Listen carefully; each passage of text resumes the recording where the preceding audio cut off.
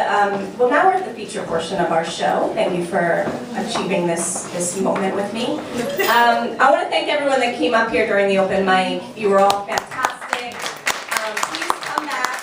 Actually, we're going to do this again February 24th, which is a Friday. So come back for that. Sign up. We have another group of fantastic features. But right now, let's be present in this moment. Let's take a deep breath, because it's going to get even hotter if that's possible.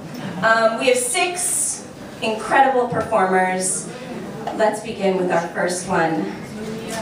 Richard Berkowitz is a subject of Daryl Wein's 2009 documentary Sex Positive, which tells his story coming out as a gay man in the 1970s, becoming a sex worker in New York City at the peak of the sexual revolution, and how that led to his involvement in the invention of safe sex for AIDS.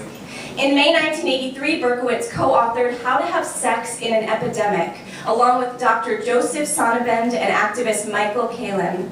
Their 40-page booklet is widely regarded as the invention of safe sex as we know it today. Yes. Berkowitz majored in journalism at Rutgers University, where he used his position as the film editor of the school newspaper to promote LGBT and feminist arts and activism. He spent 2 decades writing to promote safe sex, culminating in his 2003 memoir, Stayin Alive, The Invention of Safe Sex, A Personal History. That book became the inspiration for Sex Positive, which won the Grand Jury Prize for Best Documentary at Outfest. Please welcome to the stage, Richard Berkowitz.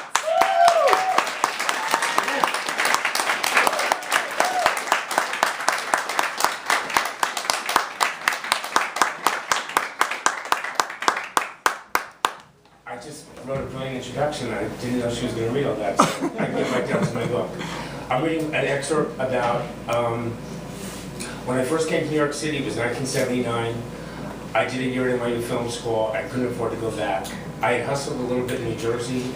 I was terrified about doing it in New York City, but this is how it all started. And my experiences as a gay male sex worker in New York City armed me for what, became the one salvation that came out of AIDS, which is of course safe sex. So this is about the beginning of my journey. It's 1979. I'm 23 years old. I need my glasses.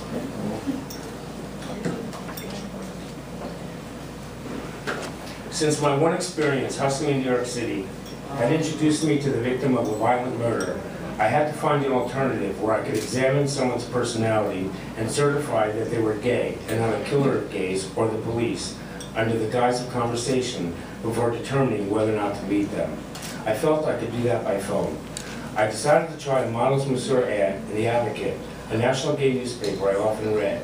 And as preparation, I called one of the ads to ask if I needed to know how to give massages. Of course not, the man said, laughing. It's just a euphemism. He sounded so happy, and I was shocked that he felt free to tell a stranger what it was like running his ad.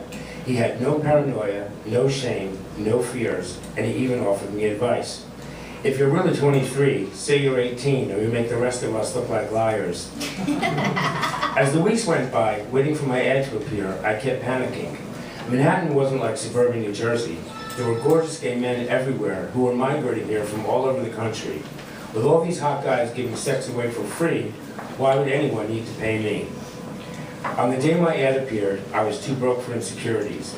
I took a deep breath each time the phone rang and dove in.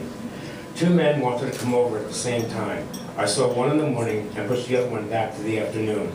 As soon as I opened my door to let them in, they both said the same thing. You're really 23. I had just turned 24, but from the reactions I got, I was so glad I ditched that awful advice to pretend I was 18. In a few days, men I had seen were coming back, while the flow of new clients didn't let up. Manhattan was filled with successful men who didn't have time to play cat and mouse games in gay bars. For others, privacy was their overriding concern. On the phone, it was apparent that I was educated, businesslike, and serious, just like the majority of men calling these ads. I realized in a few days that I had struck gold, and disco danced around my apartment, tossing $100 bills in the air to the blasting beat of Blondie's Call Me. It seemed like a mystical coincidence that just as I began feeling haunted by the stigma attached to sex work that I once felt about being gay, the movie American Gigolo opened in New York City. It completely glamorized hustling, as only Hollywood could. After the movie, I stopped into Barney's, 2 blocks from my apartment in Chelsea, to shop for something by Giorgio Armani, the clothes designer for American Gigolo. Browsing through the most gorgeous ties I'd ever seen, I realized what was bothering me. Growing up, I was taught that the worst thing you could be if you were a man was a queer, and the worst thing you could be if you were a woman was a whore. Then came my moment of epiphany. It was now my mission to have the time of my life, being both. No one but my closest friends would ever know I was doing this. It's not like I'd ever write a book about it. And doing something so stigmatized, detested, and illegal, which already described my life as a gay man in 1979, also felt like a way to accord my country the same disregard it accorded me. It wasn't as if being a monogamous gay man in love was seen as any better, so fuck it, I'll be a gigolo. I took 2 ties to the cashier and handed the clerk a $100 bill. Good riddance to the 100 years.